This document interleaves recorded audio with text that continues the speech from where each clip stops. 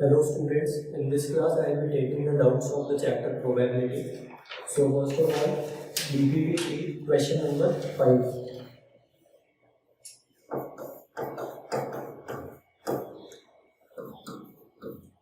In this you are given that a game consists of tossing a 1 rupee coin 3 times. So first of all we will write the sample space. एक 1 rupee coin को हम 3 times toss कर रहे हैं तो हमको जो outcomes मिलेंगे वो बिल्कुल वैसे ही होंगे जैसे हमने 3 कॉइन्स को जब टॉस किया था तब मिले थे, क्योंकि हम साइमल्टेनियसली तीनों कॉइन्स को टॉस कर रहे हैं। सो जब हमने इसका सैंपल स्पेस बनाया था तो इस तरीके से बनाया था 4 heads 4 tails, then 2 heads 2 tails 2 heads 2 tails, then alternatively we will write HT HT HT HT. So this is the sample space. हमने एक ही कॉइन को यहाँ पे 3 टाइम्स टॉस किया है कॉन्जिक्यूटिवली। तो फर्स्ट टाइम पे जब हेड आया, सेकंड टाइम पे फिर से हेड आया, थर्ड टाइम पे फिर से हेड आया। इसी तरीके से हमने ये सारे पॉसिबल आउटकम्स यहाँ पे लिख लिए हैं। तो हमको पता है यहाँ पे जो टोटल आउटकम्स है वो 8 है। That means total outcomes are equal to 8। Probability of event का फॉर्मूला आपको पता है, number of favourable outcomes upon total number of outcomes. तो यहाँ पे फेवरेबल आउटकम्स क्या क्या है, इसमें ये लिखा हुआ है Hanif wins all the tosses if all the tosses give the same result. Hanif जीत जाएगा अगर हर एक टॉस का जो रिजल्ट है वो सेम है, दैट इज आइदर 3 हेड्स और 3 टेल्स। तीनों बार हेड्स आएगा तो वो जीत जाएगा, तीनों बार टेल्स आए तो भी वो जीत जाएगा। बट जब हम क्वेश्चन को आगे केयरफुली पढ़ते हैं, we have to calculate the probability that Hanif will lose the game. हमको प्रोबेबिलिटी निकालनी है कि हनीफ जो है वो गेम लूज करे। अगर तीनों हेड या तीनों टेल आते हैं तो वो गेम जीत जाएगा, बट अगर उसको गेम लूज करना है दैट मीन्स जो बचे हुए 6 आउटकम्स है that will be the favourable outcomes. क्योंकि हमने ये चीज सीखी थी कि जो टोटल आउटकम्स होते हैं वो favourable outcomes plus unfavourable outcomes होते हैं। तो बेसिकली जो मैंने टिक कर रखे हैं यहाँ पे वो अनफेवरेबल है, बिकॉज उसको जीतना नहीं है, उसको हारना है उस चीज़ की, वो प्रोबेबिलिटी निकालना चाहे। दैट मीन जो 8 में से रिमेनिंग 6 जो आउटकम्स हैं they are the favourable outcomes. That means favourable outcomes is equal to 6। Therefore probability that Hanif loses the game will be equal to 6 upon 8, that is 3 upon 5, or you can write it as 0.75. I hope this is clear. Please note this down.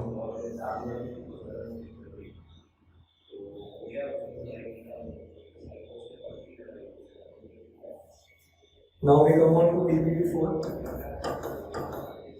So in DPP4, question number 5.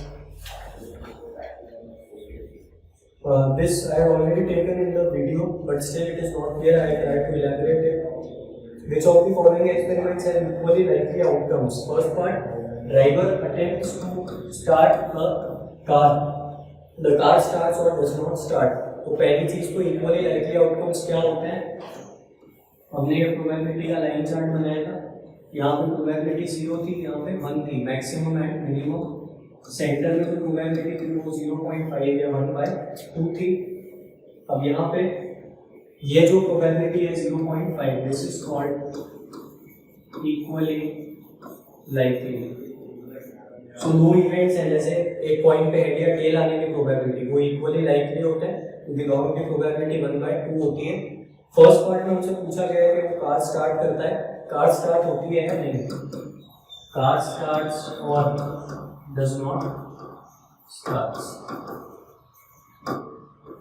So this is suppose P A, this is suppose P B. तो condition ये है equally likely होने के लिए P of A must be P equal to P of B। Car के start होने की probability और उसके नहीं स्टार्ट होने की प्रोबेबिलिटी दोनों इक्वल होनी चाहिए। अब most of student might think that दोनों की प्रोबेबिलिटी सेम है, बट दोनों की प्रोबेबिलिटी हर एक कंडीशन में सेम नहीं होगी। उसका reason, suppose the condition of the car is new, car बिल्कुल नहीं है, आप उसको स्टार्ट करेंगे definitely it will start in first time.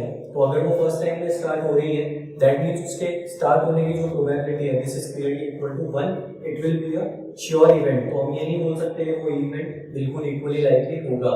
Second चीज, car does not start. Suppose car की कंडीशन है वो ओल्ड है, या suppose car doesn't have fuel, car में अगर पेट्रोल ही नहीं है तो वो कार स्टार्ट हो ही नहीं पाएगी। दैट मीन्स उस केस में कार के नहीं स्टार्ट होने की प्रोबेबिलिटी कितनी हो जाएगी, 1। जब कार की कंडीशन न्यू थी तो उसके स्टार्ट होने की प्रोबेबिलिटी हो जाएगी 1। इसलिए दोनों डिपेंड कर रहा है कि कार की कंडीशन कैसी है। जब कार के नहीं स्टार्ट होने की प्रोबेबिलिटी 1 है तो इसकी प्रोबेबिलिटी 0 होगी। तो ये प्रोबेबिलिटी की वैल्यूज बिल्कुल डिफरेंट है, कभी 0 है कभी 1 है, but it is never equal to 0.5। तो मैं ये नहीं बोल सकता कि ये आउटकम जो है वो इक्वली लाइकली होंगे। Therefore these outcomes are not equally likely. I hope this is clear. Second part, a player attempts to shoot a basketball. She or he shoots or misses the shot. फिर से यही चीज़ है, suppose हम basketball अगर shoot कर रहे हैं तो जितना हम बास्केट के पास में होंगे उतने ज़्यादा चांसेस है कि हम उस बास्केट को इजीली कर पाएंगे, या प्लेयर अगर जितना ज़्यादा एक्यूरेट होगा उतना इजीली वो बास्केट प्लेस कर पाएगा।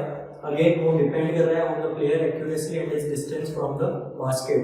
तो इस केस में भी हम ये नहीं बोल सकते कि ये इक्वली लाइकली आउटकम्स होंगे, क्योंकि बास्केट होने की प्रोबेबिलिटी और बास्केट ना होने की प्रोबेबिलिटी बिल्कुल डिफरेंट होगी। Third part, the train is made to answer to false question. तो एक ट्रू फॉल्स क्वेश्चन में इसको हम उससे कंपेयर कर सकते हैं, जैसे हमने पॉइंट्स पे देखा था कि हेड और टेल आने की प्रोबेबिलिटी बिल्कुल इक्वल होती है, वैसे ही किसी क्वेश्चन के आंसर का ट्रू होना या फॉल्स होना उसकी प्रोबेबिलिटी बिल्कुल सेम होगी। हम ये बोल सकते हैं ट्रू की प्रोबेबिलिटी और फॉल्स की प्रोबेबिलिटी 1/2 होगी, इसलिए ये जो आउटकम्स है ये इक्वली लाइकली होंगे। Similarly fourth part, a baby is born, it is a boy और अ गर्ल।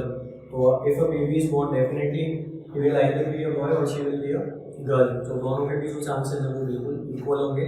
तो फोर्थ वाला जो है हमारा वो भी बिल्कुल इक्वली लाइकली आउटकम्स हमको दे रहा है। आई hope this is clear, please note this down.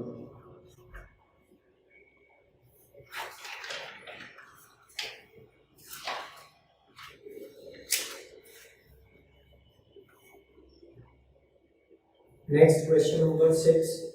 Again, this has also been discussed in the class previously. A lot of 20 bulbs contain 4 defective ones. इसको मैंने फिगर के अनुसार आपको समझाया था। 20 bulbs का एक लॉट है, उसमें हमको ये बोला है it contains 4 defective ones.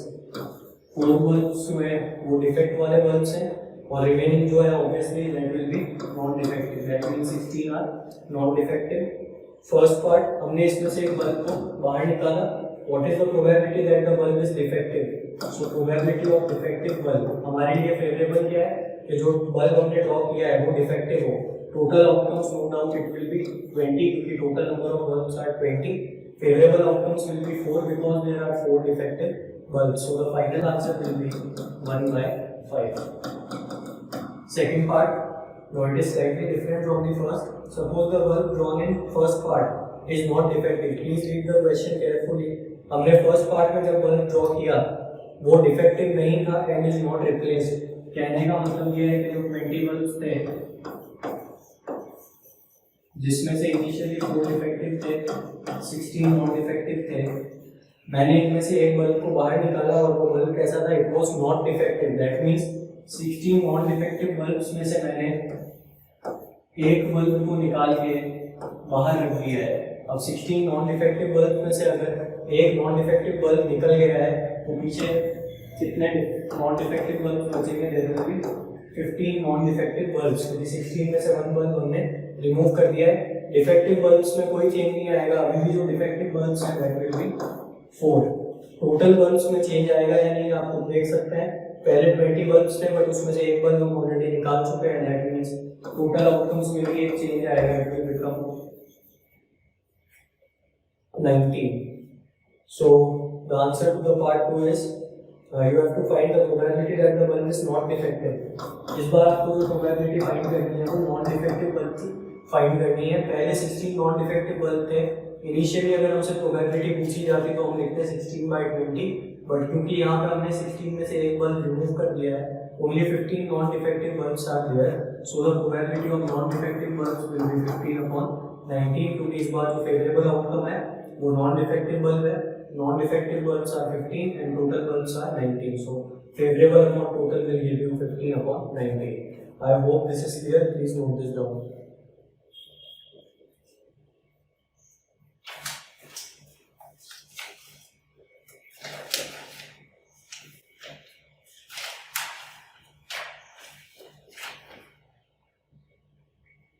Okay, so question number 7. This is also being discussed in the class. Suppose you draw a die at random of the rectangular region. हमारे पास में एक रेक्टेंगल है जिसके डायमेंशन हमको दिए हैं 3 metre by 2 metre. So length is 3 and breadth is 2. इसके बीच में हमने एक सर्कल बना दिया. अब यहाँ पे जो प्रोबेबिलिटी है उसको हमको इस तरीके से रिलेट करना पड़ेगा. हमको डायमीटर दिया गया है सर्कल का. Diameter is 1 metre. So radius will be half of 1, that is 1/2 meters. Now you need to find the probability that it will land inside the circle. जब हमने एक डाई इसमें फेंका है तो वो सर्कल के अंदर गिरना चाहिए. यहाँ पे टोटल अवेलेबल एरिया जो है इट इज रेक्टेंगुलर.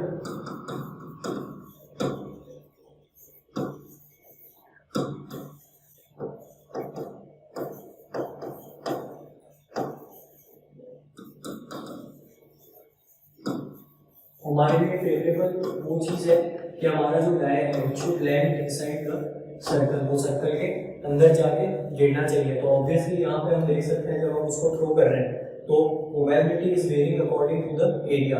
जितना ज़्यादा बड़ा एरिया होगा इस सर्कल का उतनी प्रोबेबिलिटी ज़्यादा होगी कि वो डाई आपके सर्कल में गिरे. So here if you want to find the probability of the die being thrown into the circle you will find it as area of circle divided by total area available, and total area available is area of rectangle. Formula is same, favorable upon total. हमारे लिए favourable है कि circle वाले area में वो land करे और हमारे लिए जो टोटल एरिया अवेलेबल है वो है रेक्टेंगल का area. We know that area of circle is 5r square. Area of rectangle is length into breadth. So when we calculate it, pi r square, r is 1/2, so we will do 1/2 whole square, and L into B, L is 3 and B is 2. So this is pi. 1/2 का square will be 1/4. Denominator में हमारे पास में है 6. 4 goes into the denominator and we get pi upon 4 into 6, that is pi upon 24. It will be unitless because probability doesn't have any unit. Area of circle and area of rectangle दोनों की units यहाँ पे metre square है. तो जब हम उनको divide करते हैं we can cancel out metre square and metre square so that our final answer is unitless. I hope this is clear. Now please note this down.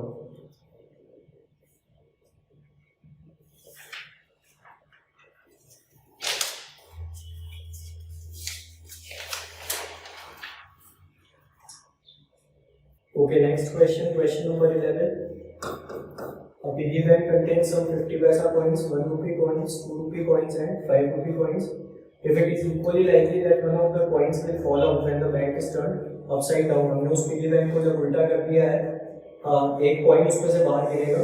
Find the probability that the coin which fell. अब इसमें अलग अलग parts हैं. जो coin बाहर गिरा है क्या probability है कि वो 50 पैसा coin होगा and so on. तो पहले अगर हम यहाँ पे एक टेबल कंस्ट्रक्ट करते हैं नंबर ऑफ कॉइन्स की, तो 50 पैसा coins, then ₹1 coins, ₹2 coins and last ₹5 coins. तो यहाँ पे 50 पैसा कॉइन्स है उनका नंबर है it is 100. 1 rupee coins are 50, 2 rupee coins are 20 and 5 rupee coins are 10. So यहाँ पे हमको फर्स्ट पार्ट में प्रोबेबिलिटी फाइंड करनी है कि जो कॉइन बाहर गिरा है इट विल बी ऑफ 50 पैसा coins. We know that probability of any event is number of favourable outcomes upon total outcomes. So first of all we will calculate total outcomes. अब यहाँ पे टोटल आउटकम्स क्या होगा? Total outcomes will be equal to the total number of coins. तो अब हम जब इन सारी वैल्यूज को ऐड करते हैं तो 100 + 50 + 20 + 10 so we get 180. That means total outcomes fix हो गए यहाँ पे 180. हर एक पार्ट में जब हम प्रोबेबिलिटी निकाल रहे हैं प्रोबेबिलिटी ऑफ 50 पैसा कॉइन, तो जो टोटल आउटकम्स है it will always be 180. Second part में भी 180 third part will be 180 and fourth part will be 180. Once we have fixed the total outcomes, now we can calculate the favorable outcomes. First part, what is the probability that the coin which fell will be a 50 paise coin? So 50 paisa coin का 100, so 100 upon 180. So when we reduce it, we get 5 by 9. Next part, it will be of value more than 1. So more than 1 value का मतलब उसकी value 50 पैसा या 1 रुपी नहीं होनी चाहिए. More than 1 means strictly वो 1 से बड़ा होना चाहिए. 1 से बड़ा means rupee 2 coins and rupees 5 coins. So rupees 2 coins are 20, so this is favorable. rupees 5 coins are 10, so this is again favorable. ये दोनों हमारे लिए फेवरेबल हैं. बाकी के जो दो केसेस हैं वो अनफेवरेबल हैं. So 20 plus 10 30, so 30 upon 180, so we get 1 upon 6. Third part, value less than rupees 5. अब वो ये बोल रहा है कि जो कॉइन बाहर गिरा है उसकी वैल्यू 5 से कम होनी चाहिए. दैट मींस 5 नहीं होनी चाहिए. तो 5 हमारे लिए अनफेवरेबल है. Remaining 3 cases are favourable. तो 50 पैसा coin, rupees 1 and rupees 2 coins, all the 3 cases are favourable. When you add this you get 100 plus 50 plus 20. So when we simplify it, we get the answer as 17 by 18. So the final answer is 17 by 18. इसको आप एक और तरीके से कर सकते थे. हमने टोटल आउटकम्स का एक फॉर्मूला पढ़ा था, favourable outcomes plus unfavourable outcomes. यहाँ पे जो 10 है वो हमारे लिए अनफेवरेबल है. तो जो टोटल आउटकम्स हैं 180, उसमें से अगर मैं ये 10 अनफेवरेबल आउटकम्स को रिमूव कर दूँ तो मुझे जो रिमेनिंग आउटकम्स मिलेंगे दैट विल बी फेवरेबल. उससे भी जब आप सॉल्व करेंगे तो you will get the same answer. Next part will be a rupees 1 or rupees 2 coin. So 1 rupee coin हुआ तो भी favorable, 2 rupee coin हुआ तो भी favorable. That means both these cases are favorable. So 50 1 rupee coins and 20 rupees 2 coins. So the answer will be 50 plus 20 upon 180, that is 70 by 180, and the final answer comes out to be 7 upon 18. I hope this is clear. Please note this down.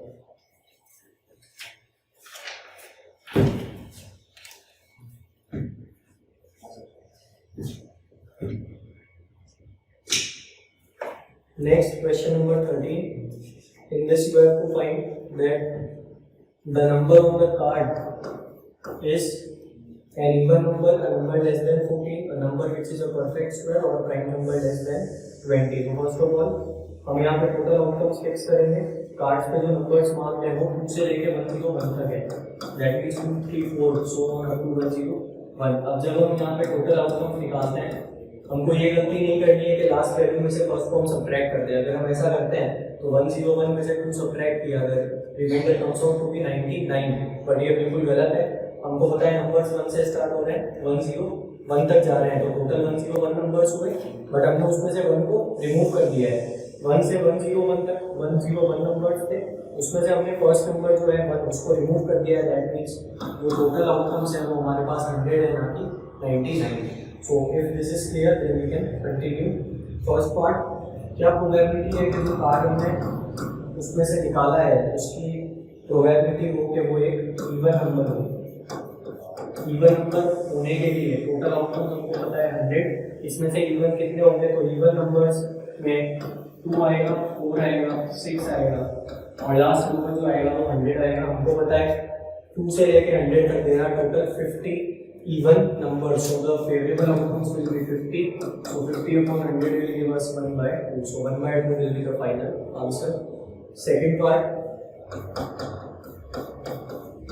a number less than 14. So number less than 14 मतलब 14 को count नहीं करना है, 14 से छोटे numbers. That means 2 3 4. 1 को count नहीं करेंगे क्योंकि 1 नहीं है यहाँ पे. हमारा जो सैंपल स्पेस स्टार्ट हो रहा है वो 2 से स्टार्ट हो रहा है and it is ending eight 101.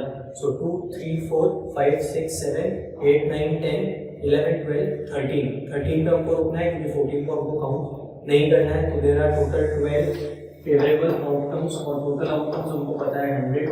So the answer comes out to be 3/25. Next part, the number which is a perfect square.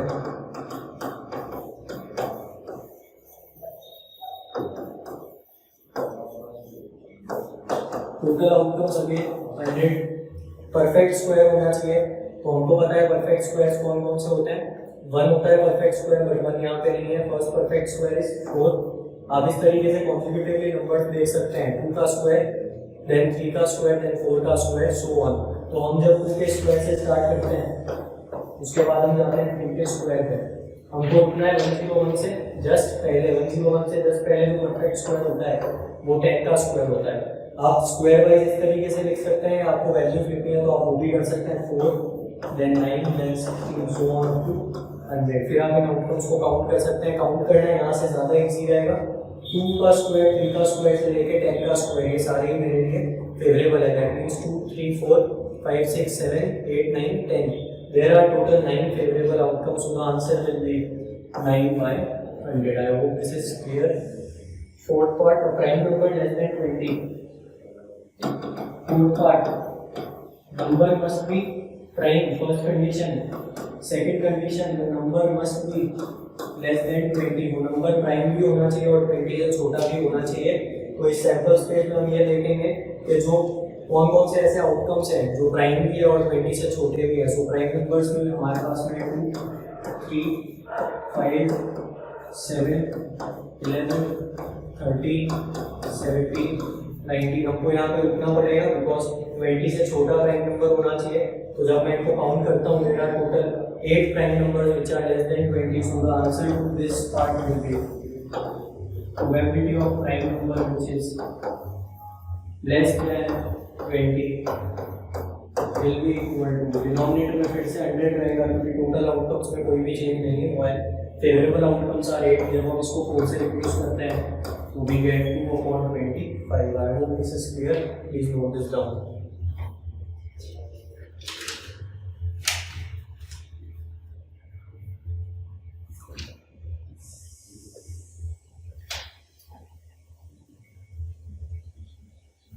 So next question, question number 14.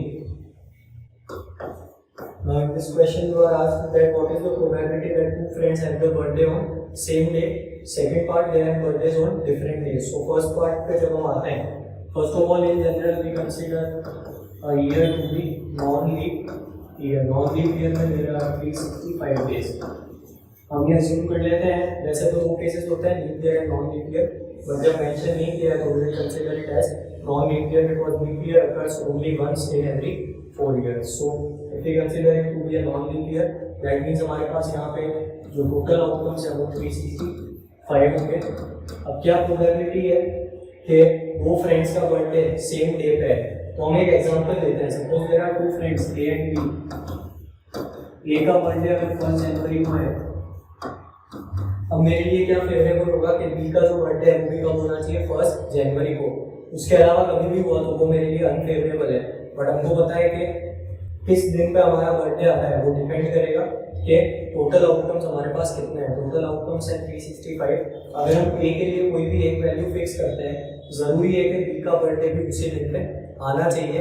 B का birthday भी 1 जन को आए, इसके चांसेस सिर्फ कितने होंगे, 1/365, क्योंकि बाकी के जो 364 डेज हैं वो हमारे लिए अनफेवरेबल है। दैट मीन्स एक ही दिन ऐसा हो सकता है जब उन दोनों का बर्थडे सेम डे पे आए, इसलिए उसकी जो प्रोबेबिलिटी है वो 1/365 होगी। Second part, they have birthday on different days, यानी ए का बर्थडे अगर 1 जनवरी का है, 1 जनवरी को है, तो बी का जो बर्थडे है it must not occur on 1 January. That means first के अलावा कभी भी आ सकता है। First is unfavourable except this, all the events are favourable. तो बाकी जो दिन बचे वो कितने हो गए, 364। So we can calculate it as 364/365। या आप इस तरीके से भी कर सकते थे कि जो टोटल आउटकम्स है उसमें से अनफेवरेबल को सब्ट्रैक्ट कर सकते थे।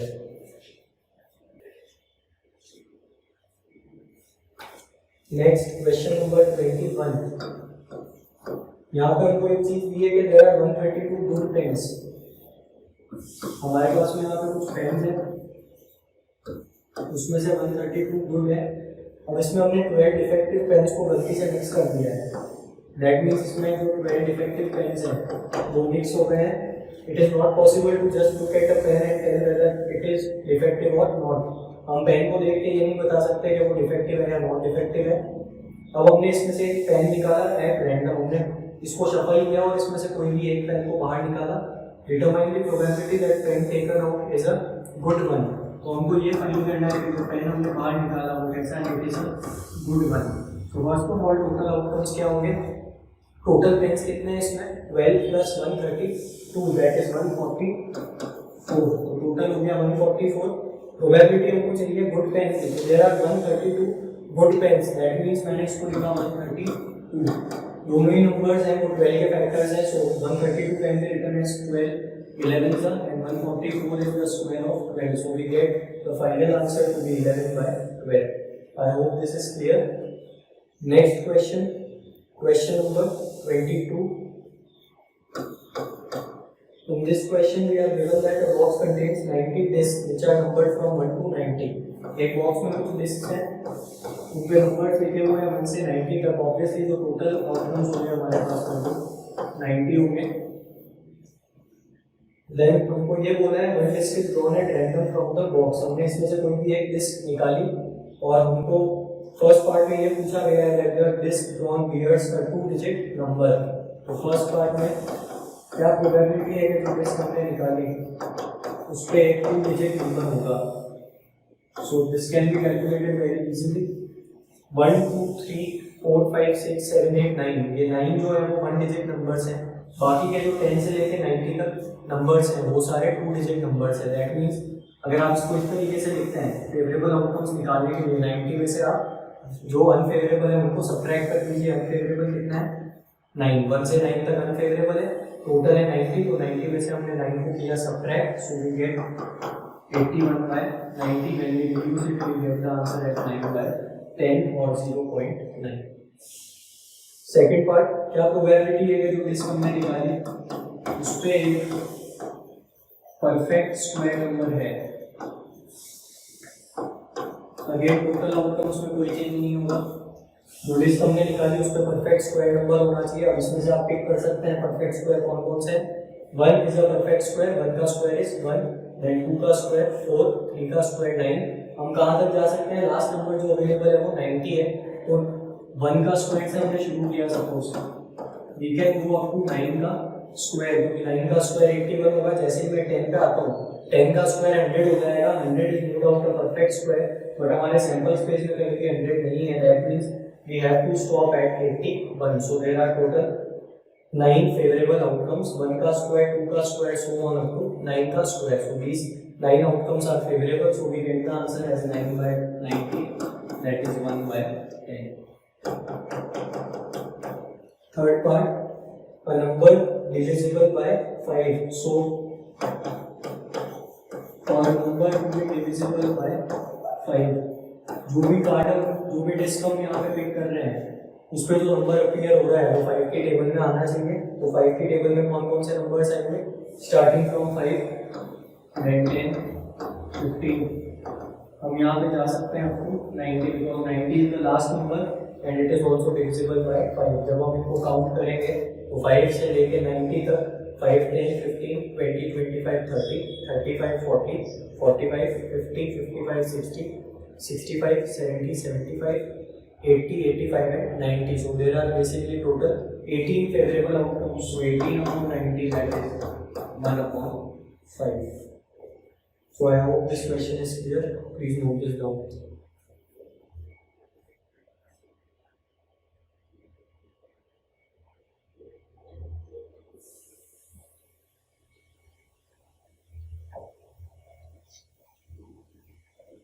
So next question, question number 24.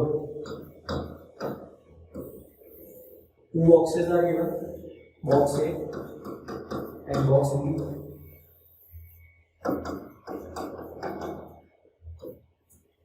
और इसमें आपको ये बोला है बॉक्स ए में 25 स्लिप्स हैं, टोटल देयर आर 25 स्लिप्स, जिसमें से 19 पे ₹1 लिखा हुआ है, 19 स्लिप्स पे ₹1 लिखा हुआ है, and the other are marked ₹5 each. Others means 25 में से 19 पे अगर ₹1 है तो जो रिमेनिंग 6 स्लिप्स हैं उन पे ₹5 लिखा हुआ है।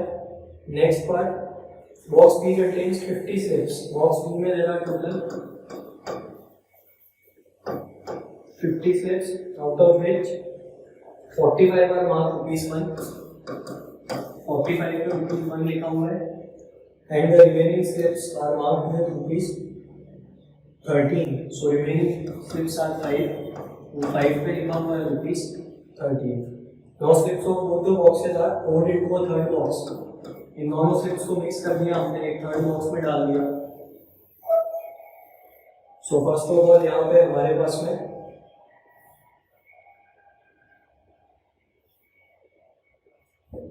जब हमने इन दोनों बॉक्सेस की स्लिप्स को मिक्स किया है तो पहले इसमें 25 थी, इसमें 50 थी. दैट मीन्स जो थर्ड बॉक्स है उसमें टोटल कितनी स्लिप्स हो जाएगी? 75 स्लिप्स. दैट मीन्स हमारा जो टोटल आउटकम्स है इट विल बी 75. हम 75 स्लिप्स में से ₹1 वाली 19 है और 45 है. दैट मीन्स अगर मैं ₹1 वाली स्लिप्स की बात कर रहा हूँ तो वो कितनी होगी? 45 plus 19 that is 64. Next ₹5 की there are only 6 slips और ₹13 की there are only 5 slips. आप फिर से इन चीज़ों को ऐड करके देखेंगे कि टोटल आउटकम्स हमारा मैच हो रहा है या नहीं. तो 64 plus 6 plus 5 is 75. That means ये हमारा जो सैंपल स्पेस है बिल्कुल करेक्ट है. हमको ये बोला है कि हमने इसमें से एक स्लिप निकाली. What is the probability that it is marked other than 1. Other than 1 का मतलब 1 नहीं होना चाहिए. 1 नहीं होना चाहिए मतलब 5 आएगा तो भी चलेगा, 13 आएगा तो भी चलेगा. तो 1 के अलावा बाकी जो कंडीशंस है वो फेवरेबल है. That means 6 plus 5 there are total 11 favourable outcomes. So the answer will be 11/75. So that's all for today. Thank you.